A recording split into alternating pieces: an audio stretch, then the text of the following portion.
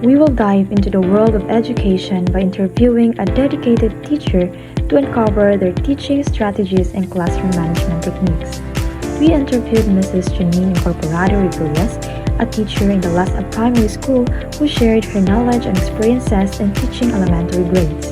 In this conversation, we will explore how she creates a productive learning environment, engage students, and navigate the challenges of modern-day classrooms. Good afternoon, ma'am. Thank you for taking time to meet us today. So before we start, let us introduce ourselves. I'm Sandigan-Sombilon And Heidi L. Sandigan. and we are a third-year student at Cebu Technological University, Argao campus. So taking the degree of Bachelor in Elementary Education. So as part of our project in GE Functional English, we are tasked to conduct an interview in experts. So we decided to interview a teacher, and we truly appreciate your willingness to share your knowledge and experience to us.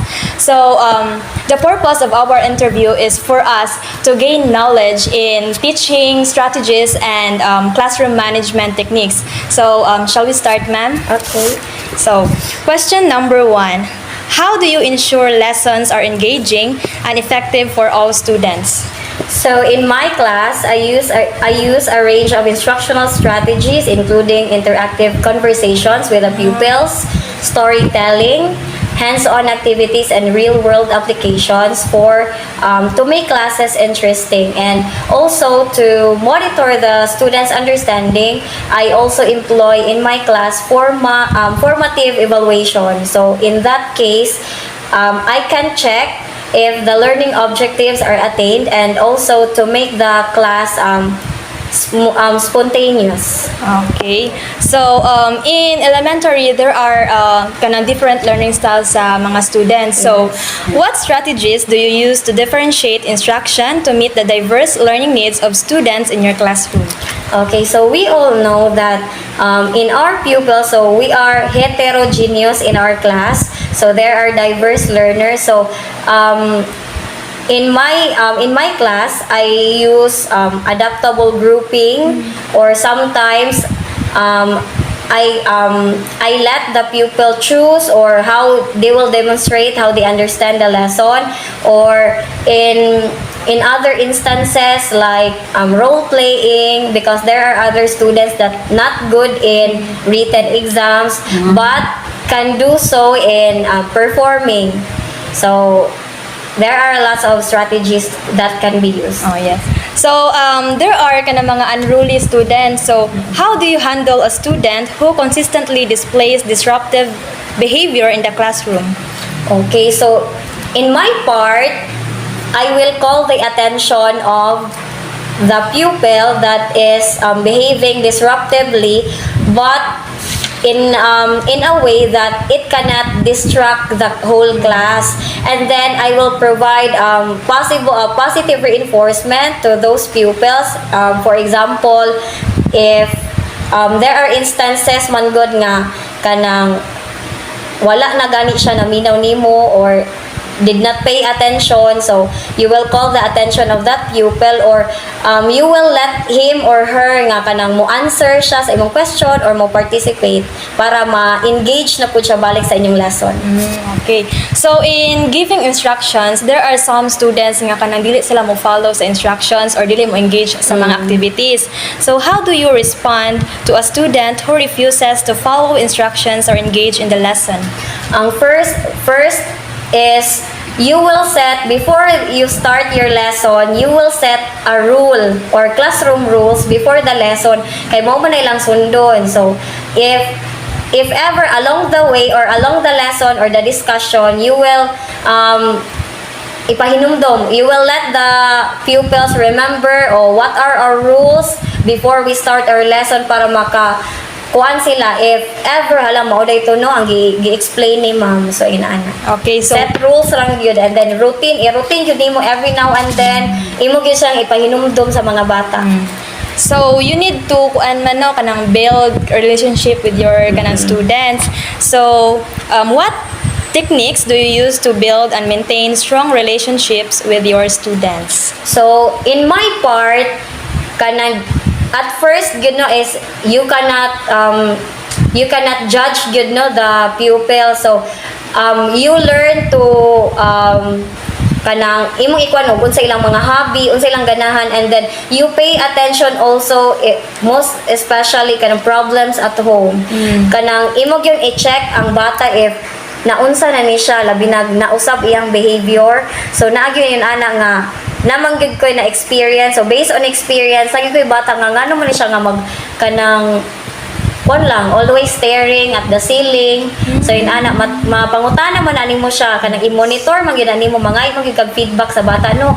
So imo na siya pangutana na unsa may problema dong, unsa problema day.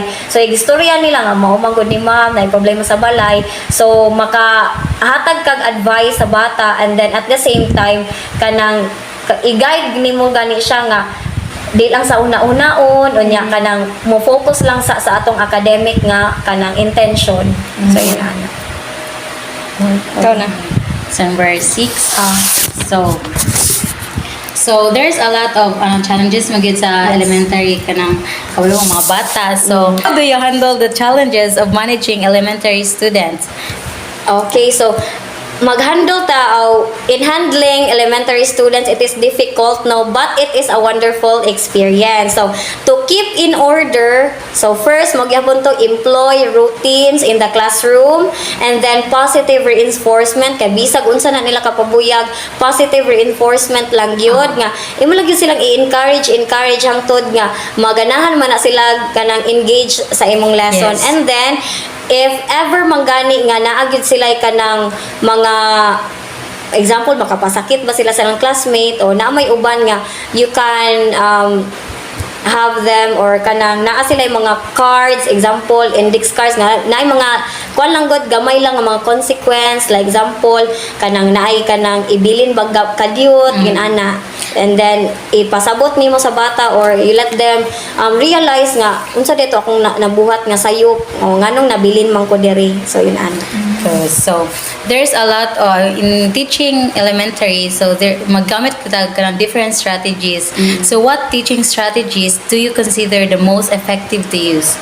Okay, so in teaching strategies, now speaking of teaching strategies, for me is kanang you cannot choose best kay due to diverse learners naagid kay differentiated instruction sa mga bata. So di man nga kay usara imuhang ma-apply sa usa ka bata, you can use to all of them, so dili man. So that's why ni come in say differentiated instruction og napud kay differentiated nga activities para sa mga bata. For example, if kani is mga fast learners nga bata o katong mga kanang mga taas-taas po og level sa kuan ang imuhang ihatag nila, and then katupong mga mahibaw-an magid mga slow learners nga mga bata no kay maglisod struggling. Yes. So ang imong ihatag nila is kanang dili gani lisod para nila, dili pud kaayo sayon para nila o ma-challenge pud sila gamay ato, and then makakuan sila ingon aniyon day makakuan sila unsaon pag-apply sa knowledge o sa skill. Okay, so we are now in 21st century in using technology. How do you incorporate technology in your teaching to enhance the student learning? Okay, so today, as we all know, technology is very important no in teaching learning engagement. So in my class, we do have smart TV in my classroom. So I can have interactive games. For example, I am teaching them nouns, and then I will use 4 picks 1 word bakaha, and then ipa-identify na ko unsa may siya nga noun o count nouns baron, mass nouns ingon ana, and then napoy interactive video lessons, and then educational apps. So kay naaman pud sa TLE no or sa EPP naaman na sila kanang sa computer pod pwede hands-on activities. Yes. Like naghimo sila og document or unsaon paghimo, and then internet resources na there are instances that I am using video lessons from experts po siya. So kanang there are some instances that nga you talk the behavior of your students with your co-teachers. How do you collaborate with other teachers and support the staff to improve your student outcomes? Okay, so it's not only the behavior of the pupils nga akong pwede ma-share sa ako ang co-teachers. Yes. There are instances also that we will collaborate. Example regarding lessons from naman mi kanang murag monthly gani siya nga kanang meeting about unsa nay kanang what went well or what went wrong with the class or unsay mga needs sa mga bata to address kanang unsa gyud ilang gikinahanglan. For example, the other teachers are kanang na sila mga igong experiences nga na-encounter ana, so they can share it to other teachers also nga nag-need ana. So also, ma'am, you want to know what is your philosophy of education? So, my philosophy in education, sa akong opinion, in my opinion, education ought to be inclusive. Diba? Yes. Naa naman tayo inclusive education karon. So, di na ta pwede mo balibad og mga bata. So, mo na nga na heterogeneous ang atoang style sa atoang classroom setting.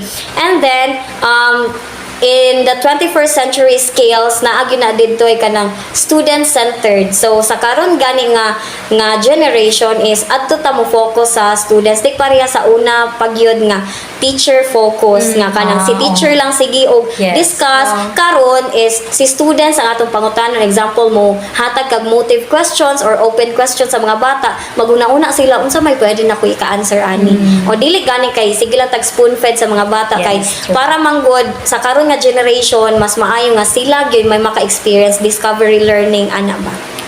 So to end our interview, ma'am, so we would like to ask, what can you give advice to us as a would-be teacher? For me no kay based on experience, the theories that we learn kanat dili tanan ma-apply. So mag-agad ka sa bata o sa imuhang environment sa bata o niya kanang ang ako ra gyud ikakuha ninyo no is if ever mo handle na mo klase is kanang inyo sa gyud i-check unsay capability sa bata, unsa asa siya nga level na himutang kay para dili lisod sa inyong kaugalingon nga makahatag mo activities, remedial baron ana. So mao na siya, differentiated lang gyud ang tanan. Okay, thank you, ma'am. Okay, thank you so much, ma'am, for taking this time to share your experience and insight with us. So we gain a lot and deeper understanding in teaching strategies and also how to handle the classroom management, especially in elementary level. And we truly appreciate your valuable lessons we learned from you, and also kanang your passion in teaching is truly inspiring with us as we also grateful that we have this opportunity to conduct interview with you with nakaka-gain me og mga knowledge and so thank you for your sharing with us your journey. Thank you so much. Thank you, ma'am. Thank you. Thank you.